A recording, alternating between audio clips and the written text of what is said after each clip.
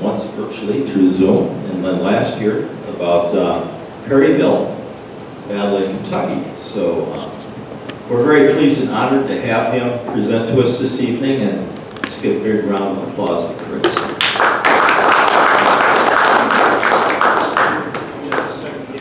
Sure. How's everybody doing this evening? Good. Good. Well, it's wonderful to be back. It's wonderful to see some familiar faces. And actually, for those of you who were here for my Perryville talk last year, in some way I just realized as you were saying the introduction, Rich, that's actually a really good follow-up to what we're going to talk about tonight. We're going to look at the parallel biographies of two families that made a mark both in the Civil War and in the Second World War, where the father served in the Civil War and the son served in the Second World War. And that is the MacArthur family, Arthur and Douglas MacArthur, and Simon Bolivar Buckner, Sr. and Jr. It's wonderful to see all of you. I'm already looking forward to December.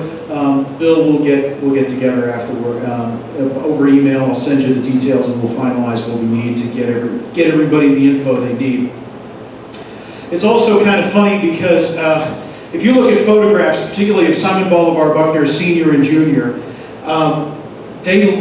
if you want to see what Buckner Jr. is going to look like in 30 years, all you got to do is look at Buckner Sr.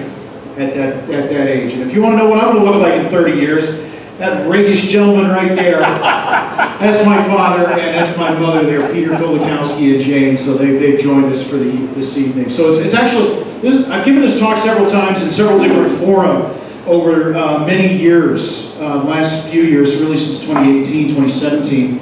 It's the first time I've ever done it in front of you all, so this adds a little bit of Some pressure on it.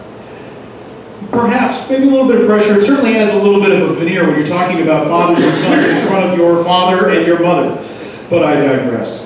And this is a story, ultimately what we're going to talk about tonight is we're going to talk about a story about parents and children, about fathers and sons. Two prominent Civil War personalities, and their two families who left a mark. And as I've already mentioned, we're talking about Arthur and Douglas MacArthur and Simon Bolivar Buckner Sr. and Jr. So let's start our story. Let's put our first actor on the stage, if you will.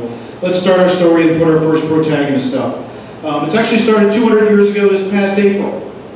On April 1st, 1823, when Simon Bolivar Buckner Sr. is born in Munfordville, Kentucky, which was a site we heard about in the Perryville talk last year. He's born to a War of 1812 veteran, and in case you're wondering where the name comes from, it's one freedom fighter's tribute to another. Because 1823, if you think about what's going on in South America at the time, Simón Bolívar has just won independence from Spain.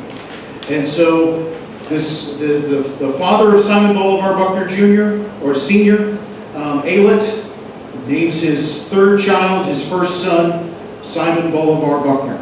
And so that's where that comes from. For those of you scoring at home, by the way, there's now a Simon Bolivar Buckner V.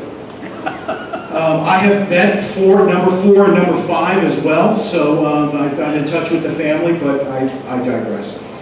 So anyway, he's born in 1823 and is raised in Kentucky, wants to go into the Army, accepts an appointment to West Point in 1840 and graduates in 1844. And immediately, because he's such a good communicator and such a good teacher, actually goes back and becomes immediately an instructor in history, of all things, at West Point.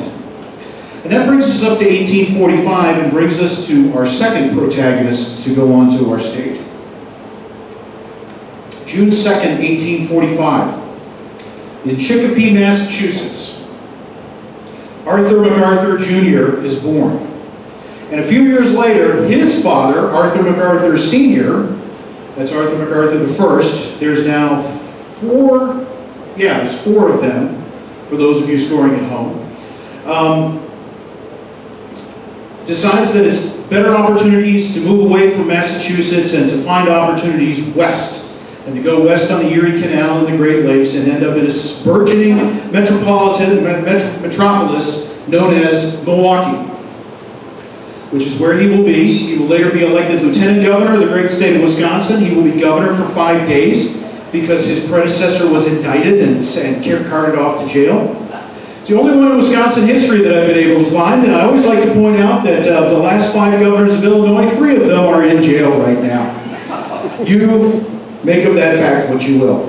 And then was Attorney General and later became a federal judge. It was Judge MacArthurs, a very prominent person, very prominent in the pre-war and formation of the state, but certainly in the first decade of life of the state of Wisconsin, of course the state being founded in 1848. It's a very prominent family.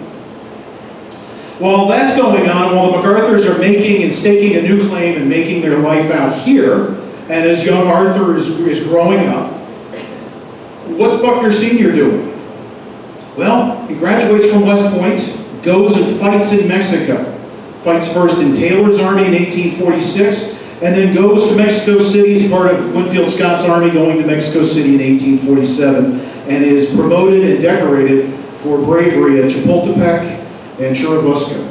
Is known for his coolness under fire as an infantry officer, and is very quickly becomes a rising star, is noted as a rising star. As a matter of fact, Winfield Scott gives him the honor in 1848 when the Army takes down the flag for the last time to end the occupation, the temporary occupation of Mexico City. The honor of lowering the American flag for the last time is given to Captain Simon Bolivar Buckner. That may win you a trivia contest one day, Rich. So he comes back and serves on the frontier for a while. Fort Snelling, Minnesota, and then out in Kansas. And along the way marries a Connecticut, into a Connecticut family known as, from the name of Kingsbury. Mary Jane Kingsbury is his first wife. And things are looking pretty good economically in the 1850s, and just as he's about to get out of the Army, he meets an old friend from the Army and helps keep him afloat for a while, Ulysses S. Grant. And then he resigns his commission in 1855 and moves to a small town you may have heard of that is undergoing a bit of a growth spurt. We know today as Chicago, Illinois, and manages the family's holdings there. If you have ever gone into the Loop on Ohio Drive, if you've ever done that, you go right through the tract, the Kingsbury tract as it was known. As a matter of fact, right along the river there, you'll see Kingsbury Street. That's the family. And that's the property that Buckner inherited when his father-in-law passed. And so he manages the property there. As you can imagine, makes a fair amount of money in the process.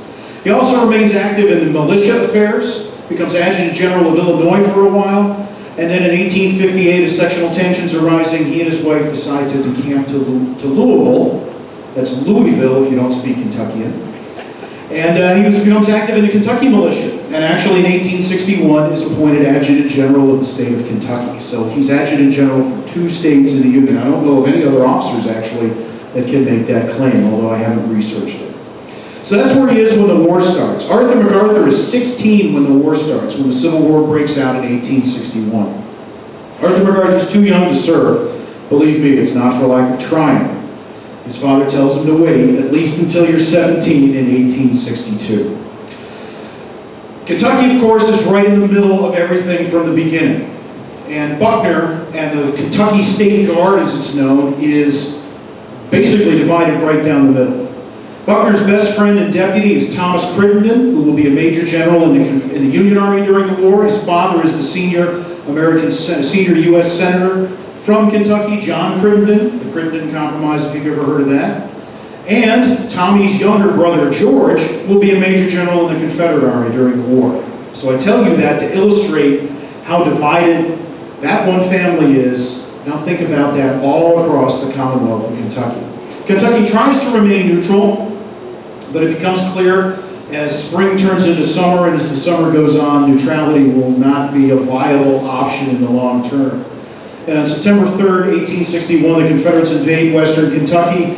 Kentucky decides to stay loyal to the United States, but Buckner decides to cast his lot with the Confederacy.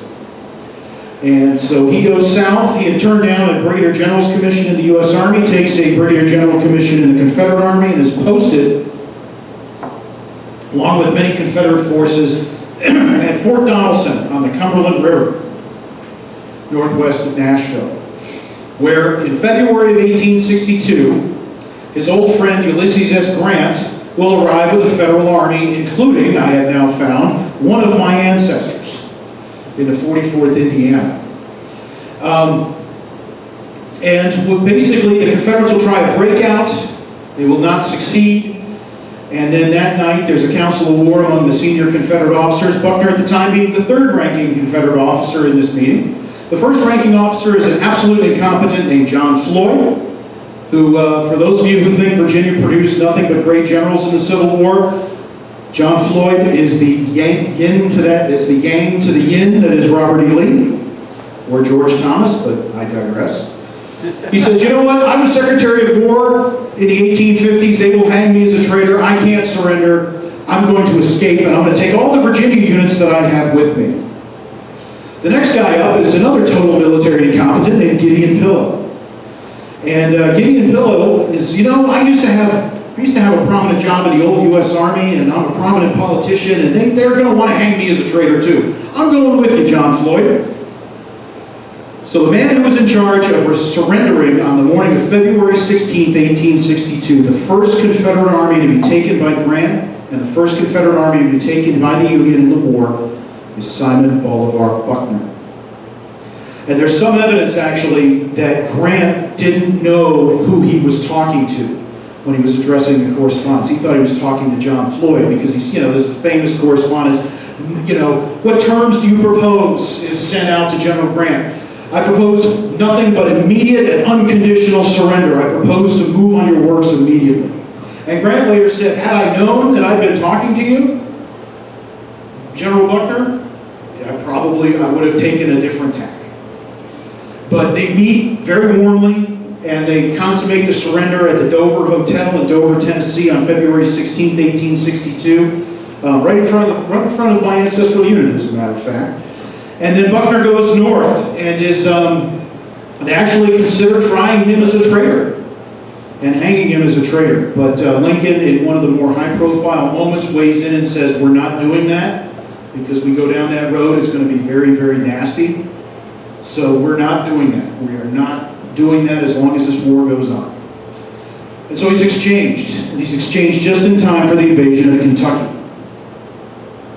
in August of 1862, where he commands a division in Braxton Bragg's Confederate Army that ultimately is the campaign that leads to the Battle of Perryville on October 8, 1862, where he commands, for my money, he's probably the best Confederate division commander on the field that day. But nonetheless, it's a bitter disappointment for him that the invasion fails and he retires back into Kentucky, or back into Tennessee with the Army. Now, Perryville is also an interesting moment in our story because it's the first time these two families actually face each other, albeit indirectly, on the battlefield. Because in the summer of 1862, there's a new call-up of Union troops and a new call for volunteers, the next 300,000 volunteers in the summer of 1862. And one regiment from Wisconsin that's being formed is the 24th Wisconsin.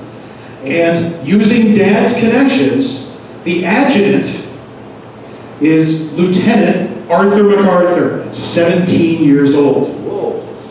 Now imagine at 17 years old, the adjutant, in case you're wondering what the adjutant of the regiment does, not only do you do the regiment's paperwork, it's a highly responsible position because when the regiment is drilling on the field or is on parade, the regiment, or the adjutant, is the one who views the regiment, lines it up, makes sure everything's good, and then presents the regiment to the colonel for either whatever they're going to do, training or for review, whatnot. Which means you stand in front of 1,000 people as a 17-year-old kid with your voice still breaking, trying to give them orders. And what do you think their reaction is? Several of you are chuckling at the thought of this. That's the reaction of the 24th Wisconsin until the Battle of Perryville. Because when they're there and the 24th is engaged, they see, and as one of the guys would write home, one of the guys at the 24th said, that Arthur MacArthur has ice water in his veins. Nobody laughed at him again.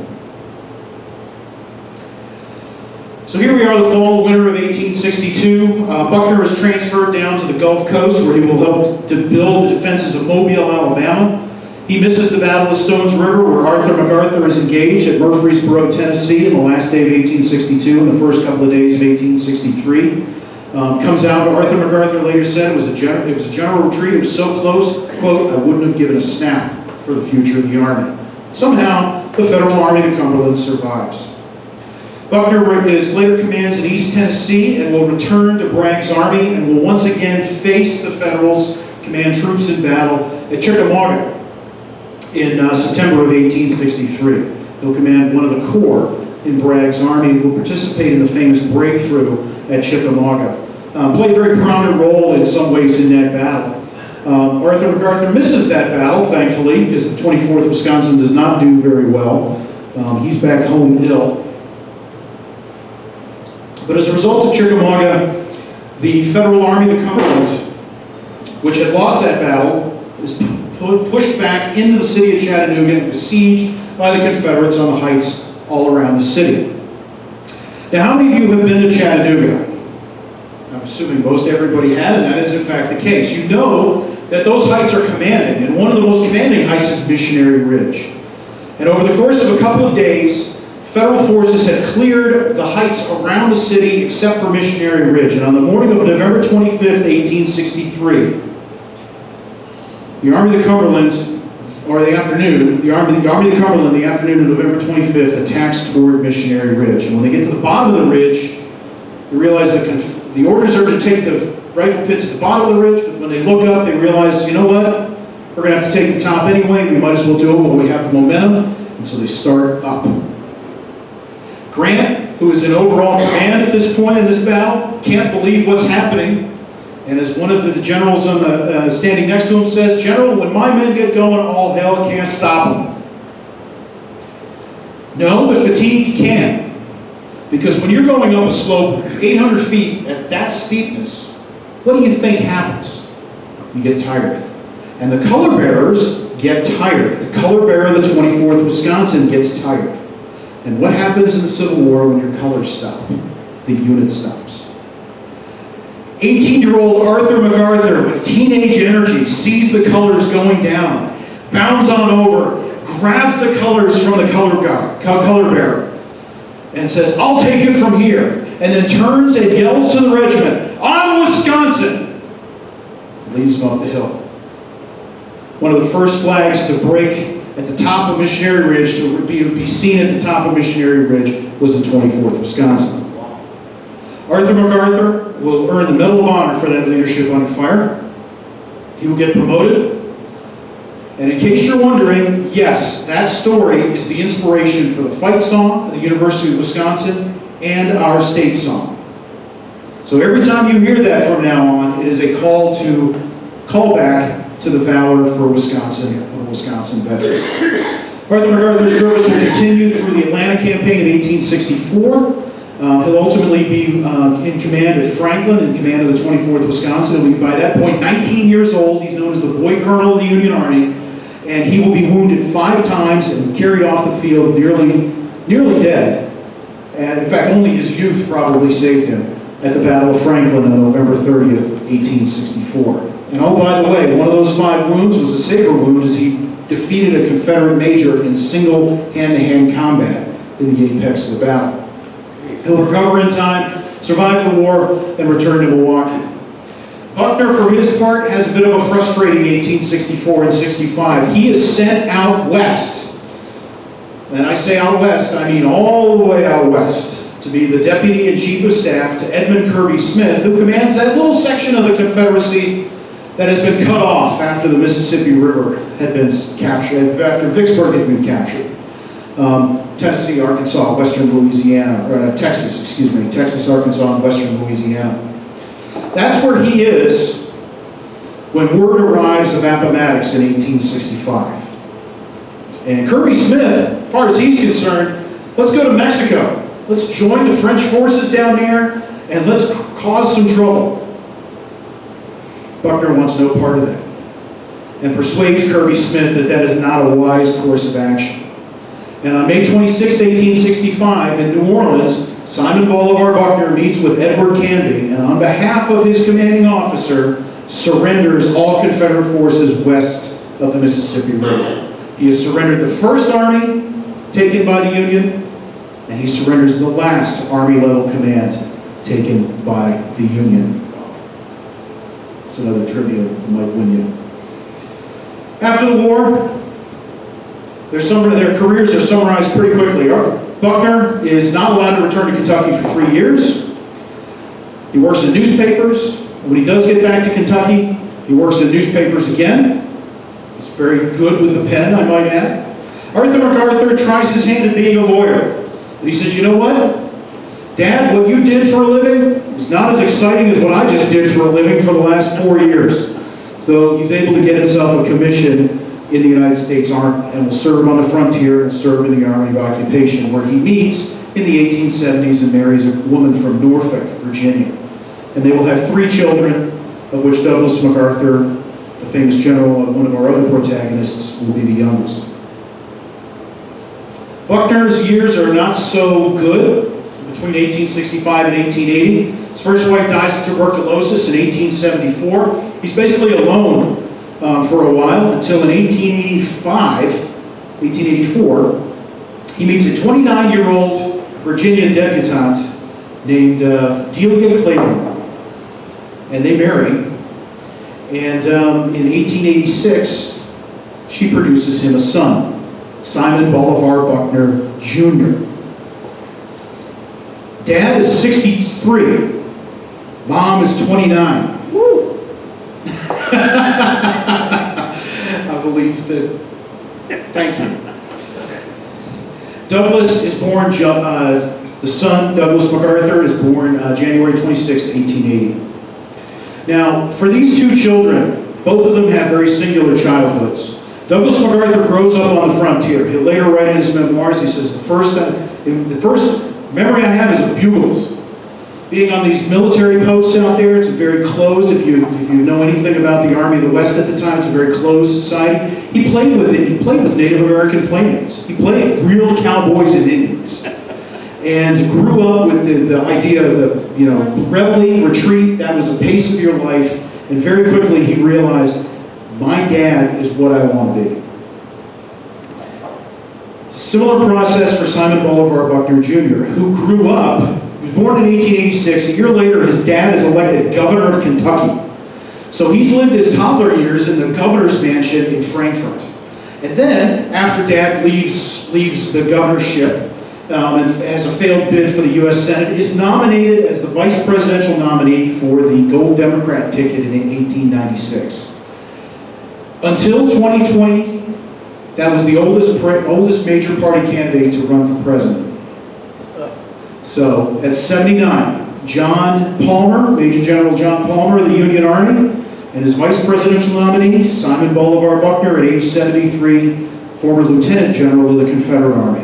They lose. They finish third to McKinley and William Jennings Bryan, Bryan being second, of course, McKinley the winner. But at the convention, little 10-year-old Simon Bolivar Buckner Jr. captures the hearts of everybody, and they quickly write a resolution and name him the child of the democracy. I've never heard of that before or since, have you? And as a newspaper reporter would later say, a good way to get General Buckner to flush, this is 1943, is to remind him of that title today. But as he's getting older, he likes to be outside, he likes to be very hidden. He is another one that's made a decision. Dad is what I want to be. I want to follow Dad, and I want to be a part into the Army. And both of fathers do a great service to their son, albeit in different ways, but it involves West Point for both of them. First up is Arthur and Douglas. 1898, Douglas has an appointment to West Point from Milwaukee. People forget that. He's appointed from Milwaukee to West Point. But what else is happening in the world in 1898? Spanish-American War. Arthur MacArthur is going over in command, having a senior command in the expeditionary force on its way to the Philippines. And Douglas says, Dad, I want to go with you. Take me as an aide. I want to see what war is all about. And Arthur MacArthur does something very important. He says, no. Son, this is my last war. This is not your last war.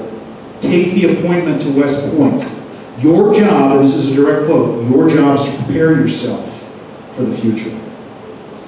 And so Douglas MacArthur takes that appointment to West Point, goes there in 1899, graduates in 1903 with one of the outstanding cadet records still in the history of the United States Military Academy. Year after he's gone, 1 month shy of his 18th birthday, Simon Bolivar Buckner Jr. walks through the portal and begins his 4 years at West Point. He's there on a presidential appointment because dear old Dad had become very friendly because, well, frankly, an opponent of Bryan is a friend to anybody who's a friend of William McKinley, and that includes a young firebrand from New York named Theodore Roosevelt. And Theodore Roosevelt in 1904 made a presidential appointment for Simon Bolivar Buckner Jr. to go to West Point. So he'll graduate in 1908. Coincidentally, one of his plebes that year, one of his fellow plebes, is George Patton. Patton will graduate in 1909 because he's held back a year because he's bad at math, but I digress. And so both men will graduate into the Army. Buckner is an infantryman, and MacArthur is an engineer. MacArthur will go to the Philippines. He'll later tour Asia with his father as an aide, and will later say, at that point, I believe that the future, indeed the very existence of the United States, was bound up in Asia and its island outposts. That's a philosophy that will drive him for the rest of his life. Frankly, I think that's a statement that remains true and gets only more true to this minute. Shortly after graduating, Buckner Jr. goes to West Point, or excuse me, goes to the Philippines, and while out there, he realizes, I want to make the Army a career. This is exactly what I want to do. And he says, I'm trying for an exact quote here, he writes home to his parents and says, to be of greatest service to your government is the duty of every officer and should be his highest ambition.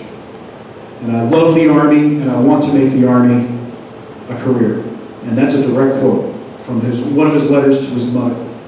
So that's a very important period. Both the period immediately after West Point, but also the period during the Philippines is very important. World War I. Let's get to World War I. Move us along here. Buckner is left in the United States. He's training troops at Kelly Field, training air cadets. He takes flight training, but they won't let him go to France because he has a minor eye defect. Never mind the fact he's a perfect shot. But bureaucracy is bureaucracy, so he stays stateside. Douglas MacArthur, for his part, goes over first as Chief of Staff and later Commander of the 42nd Rainbow Division. Comes out of it the most decorated American officer in the American Expeditionary Force. 2 Distinguished Service Crosses, 7 Silver Stars, a French Croix de Guerre, a Belgian Croix de Guerre, just for variety, 2 Purple Hearts.